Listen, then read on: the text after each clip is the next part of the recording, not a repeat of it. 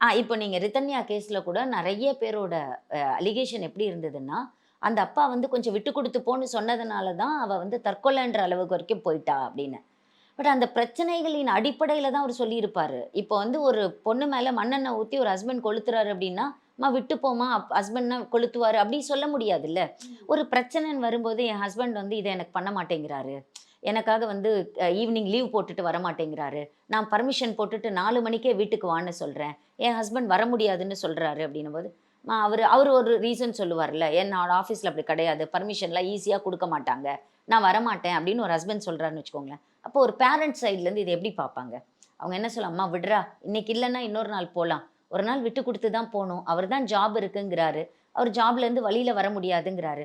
நீ ஒரு நாளைக்கு விட்டு குடுத்து போவேன். இன்னைக்கு வெளியில போலன்னா என்ன நாளைக்கு போயேன், இல்ல அடுத்த வாரம் போயேன்." அப்படின்னு அவங்க ஒரு அந்த வார்த்தைய தான் சொல்லுவாங்க.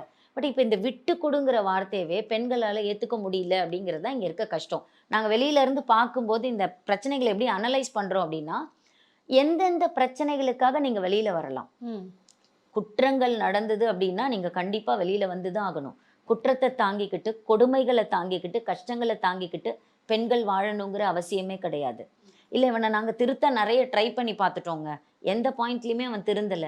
இவன் திருந்தாததுனால இந்த மாதிரியான கஷ்டங்கள் எனக்கு வந்துகிட்டே இருக்கு அப்படின்னா, அப்ப வெளியில வரதும் தப்பு கிடையாது.